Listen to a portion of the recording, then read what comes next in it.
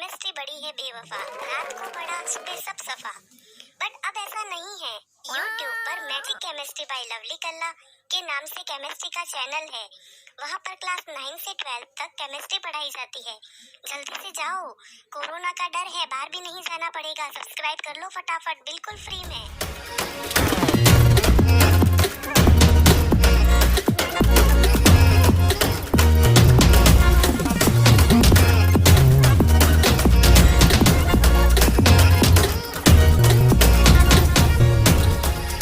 आज का हमारा टॉपिक होगा आयंस। आयंस क्या होते हैं और इनको कितने पार्ट्स में क्लासिफाइड किया गया है, ये सारा हम आज इस वीडियो में देखेंगे।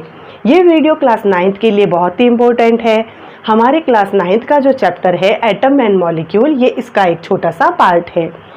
तो आयंस क्या होते हैं, इसको हम एक छोटे से एग्जाम्पल से समझते हैं।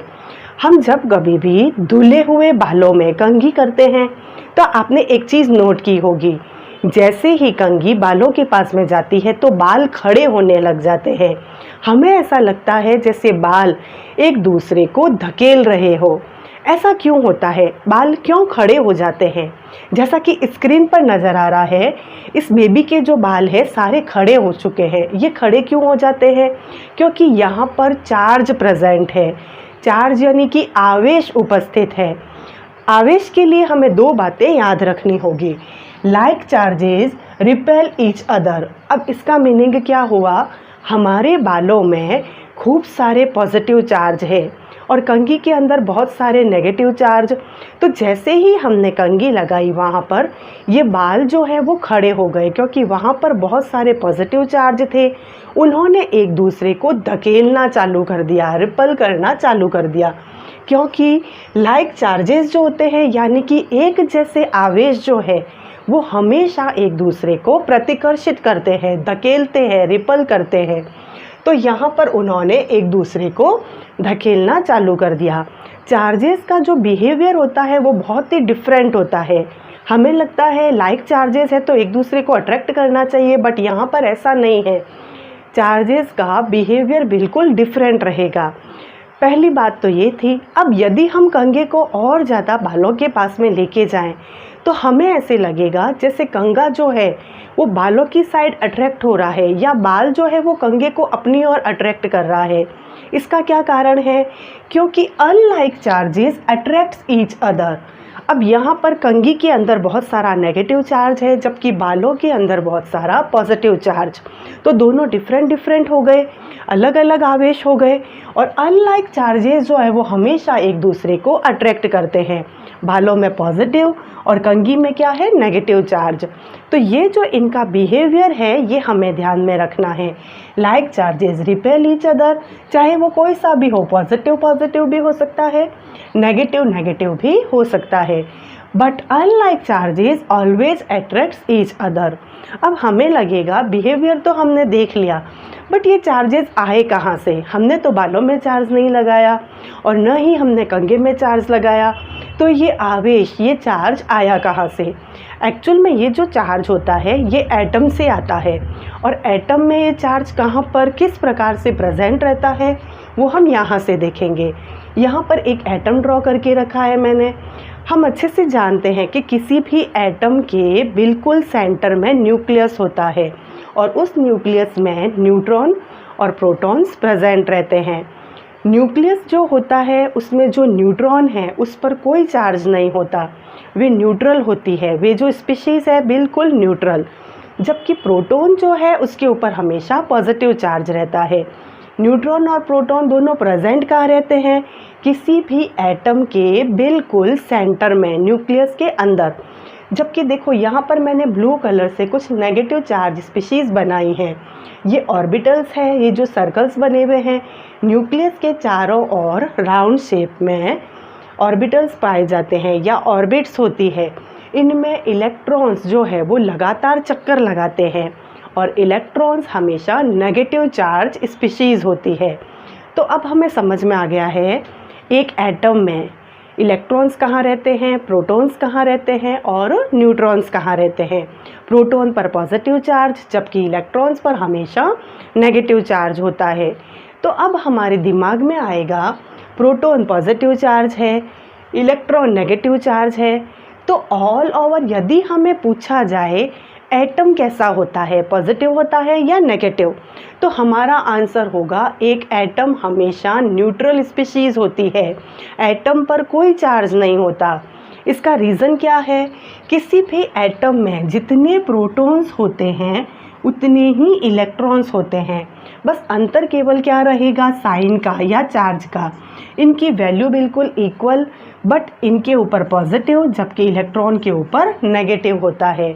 और ये दोनों एक दूसरे के इफ़ेक्ट को कैंसिल कर देते हैं, क्योंकि अनलाइक चार्जेस जो है, पहली बात तो ये वो एक दूसरे को हमेशा अट्रैक्ट करेंगे, ये दोनों एक दूसरे के इफ़ेक्ट को कैंसिल कर देते हैं।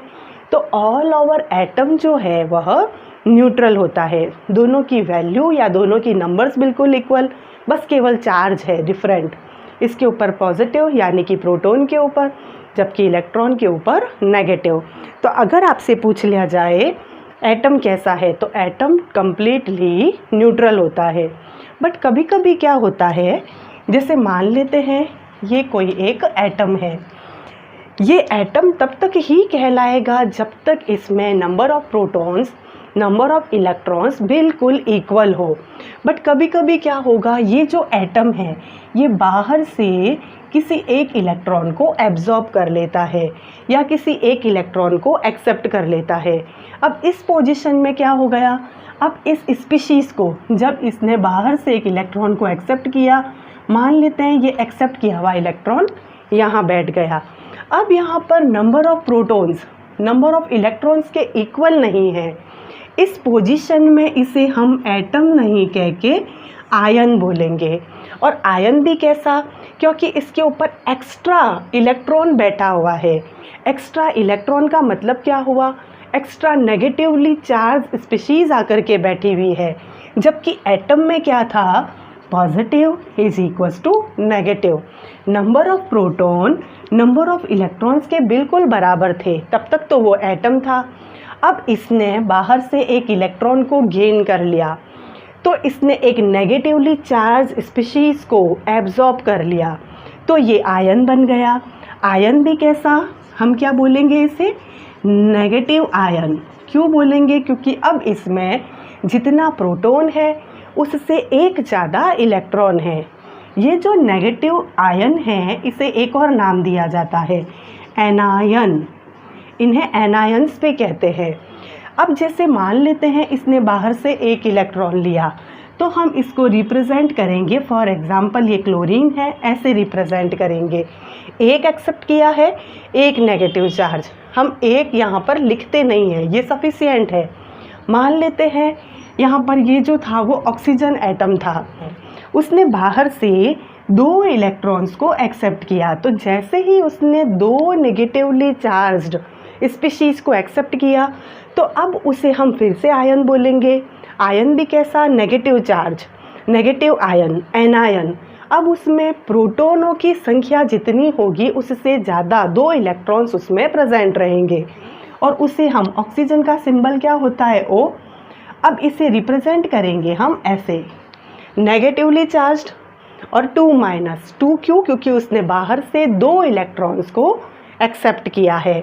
तो यह रिप्रेजेंट कर रहा है, अब ये ऑक्सीजन एटम नहीं है, ये क्लोराइड भी ये रिप्रेजेंट कर रहा है, अब ये एटम नहीं है, ये भी आयन है। आयन कैसा, एनायन, ये भी आयन है, ये भी कैसा आयन, एनायन। इसने 2 इलेक्ट्रॉन्स बाहर से एक्सेप्ट किए, इसमें नंबर ऑफ़ प्रोटॉन्स इलेक्ट्रॉन्स से कम है, कितने कम है, 2 कम है। इसमें नंबर ऑफ़ प्रोटॉन्स इलेक्ट्रॉन्स से 1 कम है, तो ये इस प्रकार एनायन बन जाता है। अब कभी कभी क्या होता है, जैसे इसने बाहर से एक इलेक्ट्रॉन एक्सेप्ट किया, हम नॉर्मल कंडीशन में आ जाते हैं। अब ये इलेक्ट्रॉन जैसे मान लेते हैं एक्सेप्ट नहीं किया है, जैसे पहले था वैसे ही मैंने ये एटम ड्रॉ कर दिया।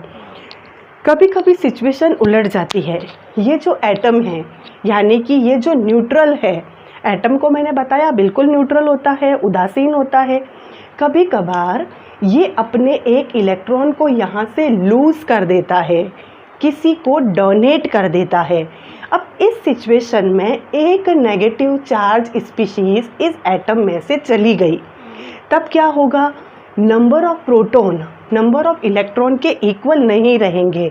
नेचुरल है। अब यहाँ पर प्रोटॉन जो है, प्रोटॉन यानी कि पॉजिटिवली चार्ज स्पीशीज, अब उनकी नंबर्स यहाँ पर इंक्रीज हुई रहेगी। मान लेते हैं यहाँ पर 6 प्रोटॉन थे, 6 इलेक्ट्रॉन्स थे, इसने एक इलेक्ट्रॉन लूज़ कर दिया। जैसे ही एक इलेक्ट्रॉन लूज़ किया तो अब यहाँ पर 5 इलेक्ट्रॉन रह गए, बट प्रोटॉन कितने हैं, अभी भी 6 है। तो अब ये जो चीज़ है इसको अब हम एटम नहीं बोलेंगे, ये अब फिर से क्या बन जाएगा, आयन बन जाएगा। और आयन भी कैसा होगा, क्योंकि इसमें अब पॉजिटिव चार्ज ज़्यादा है, तो ये पॉजिटिवली चार्ज आयन बन जाएगा। और इस पॉजिटिवली चार्ज आयन को हम एक और नाम से जानते हैं, उसे बोला जाता है कैटायन। मान लेते हैं कि ये एक इलेक्ट्रॉन डोनेट नहीं करके एक साथ 2 इलेक्ट्रॉन्स को लूज़ कर देता है। एक इलेक्ट्रॉन ये गया, एक इलेक्ट्रॉन ये चला गया, तो अब जो भी स्पीशीज़ बनेगी वो भी कैटायन होगी, क्योंकि उसमें भी प्रोटॉन्स की नंबर्स जो है वो इलेक्ट्रॉन्स की कंपेरेटिवली ज़्यादा है, तो उसके ऊपर चार्ज लग जाएगा 2+ का। फॉर एग्ज़ाम्पल मान लेते हैं कि ये सोडियम एटम था, इसने एक इलेक्ट्रॉन को लूज़ किया तो इसके ऊपर चार्ज आ जाएगा Na+। इसने एक इलेक्ट्रॉन को लूज़ किया। मान लेते हैं ये कैल्शियम का एटम है, इसने 2 इलेक्ट्रॉन्स को लूज़ कर दिए तो इसके ऊपर चार्ज आएगा 2+। अगर इलेक्ट्रॉन्स को लूज़ किया जाता है तो उस स्पीशीज़ में, इस पूरे एटम में अब नंबर ऑफ प्रोटॉन्स ज़्यादा है, तो ये पॉजिटिवली चार्ज हो गया। तो इस आयन को पॉजिटिवली चार्ज आयन कहा जाता है या कैटायन कहा जाता है। जितने इलेक्ट्रॉन्स को वो लूज़ कर रहा है उतने प्रोटॉन्स एक्स्ट्रा है, तो उतना चार्ज इसके ऊपर आ जाता है। बात करें अगर हम एल्यूमिनियम की, तो एल्यूमिनियम जो है वो एक साथ 3 इलेक्ट्रॉन्स को लूज़ कर सकता है, तो उसको, क्योंकि वह एक साथ 3 इलेक्ट्रॉन्स को लूज़ कर रहा है, यानी कि उसमें 3 प्रोटॉन्स इलेक्ट्रॉन्स के कंपेरेटिवली ज़्यादा है, तो उसके ऊपर 3+ का चार्ज आ जाता है। तो इस प्रकार एनायन और कैटायन का फॉर्मेशन होता है। आवेश कैसे बनते हैं ये मैंने आपको बता दिया कि इस प्रकार आवेश या चार्ज का फॉर्मेशन होता है। तो मैंने आपको बताया कि किस प्रकार आयंस जो होते हैं वो एक दूसरे को रिपेल करते हैं, एक दूसरे को अट्रैक्ट करते हैं, ये कैसे बनते हैं ये सब बताया। अब कभी कभी क्या होता है, जैसे हमारी जो पेरियोडिक टेबल है, पेरियोडिक टेबल क्या है, उसमें खूब सारे नोन एलिमेंट्स को बिल्कुल उनकी प्रॉपर्टी के आधार पर अरेंज किया गया है। इस पेरियोडिक टेबल में लेफ़्ट हैंड साइड में सारे मेटल्स हैं, जबकि राइट हैंड साइड में सारे जो है वो नॉन मेटल्स है। मेटल्स की एक बहुत ही अच्छी प्रॉपर्टी होती है, उनकी इच्छा रहती है वो हमेशा इलेक्ट्रॉन्स को लूज़ करें। जो लेफ़्ट हैंड साइड में है पेरियोडिक टेबल के, यानी कि जो मेटल्स हैं, उनकी प्रॉपर्टी है वो हमेशा इलेक्ट्रॉन्स को लूज़ करते हैं, जबकि राइट हैंड साइड में जो नॉन मेटल्स है, गैसेज है, वे हमेशा इलेक्ट्रॉन्स को एक्सेप्ट करते हैं।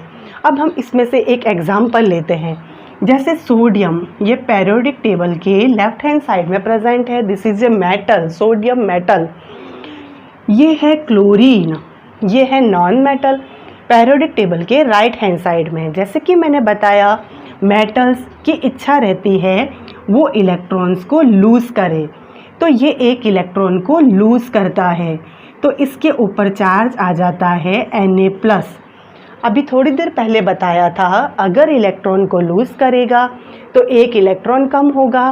अब ये एटम नहीं बन के आयन बन चुका है। आयन भी कौन सा, पॉजिटिवली चार्ज्ड, क्योंकि अब इसमें एक इलेक्ट्रॉन कम है, एक प्रोटॉन एक्स्ट्रा है, तो ये आयन बन गया कैटायन।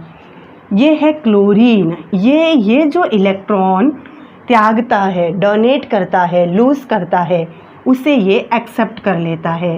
एक्सेप्ट करके कैसा आयन बन जाता है, नेगेटिवली चार्ज्ड, इसको एनायन भी बोला जाता है। अब ये दोनों जब, क्योंकि ये डिफरेंट है, अनलाइक चार्जेस है, और हम पढ़ चुके हैं unlike charges attracts each other. ये जब एक दूसरे के करीब आते हैं तो इनके बीच में बॉन्ड बन जाता है और ये बन जाता है NaCl। इसे बोला जाता है सोडियम क्लोराइड। और ये जो है हमारा खाने वाला नमक है जिसे हम किचन में यूज़ में लेते हैं। तो ये बन गया NaCl। किस प्रकार NaCl का फॉर्मेशन हुआ वो मैंने बताया, मैं रिपीट कर देती हूँ। पेरियोडिक टेबल के लेफ्ट हैंड साइड में सारे मेटल्स, राइट हैंड साइड में नॉन मेटल्स। मेटल्स की नेचर होती है वो इलेक्ट्रॉन्स को लूज़ करते हैं, नॉन मेटल्स की नेचर होती है इलेक्ट्रॉन्स को एक्सेप्ट करना। ये जो सोडियम है, हम एग्जाम्पल ले रहे हैं, ये एक एटम और ये एक एटम क्लोरीन का। ये दोनों जब एक दूसरे के करीब आएंगे ये इलेक्ट्रॉन को लूज़ करेगा और ये इसको गेन कर लेगा। तो ये बन जाएगा Na+, ये बन जाएगा Cl-। और अनलाइक चार्जेस अट्रैक्ट करते हैं, ये फॉर्मेशन हो जाएगा NaCl या सोडियम क्लोराइड का। को ये वीडियो पसंद आई होगी। अब नेक्स्ट वीडियो में हम देखेंगे मोल कॉन्सेप्ट।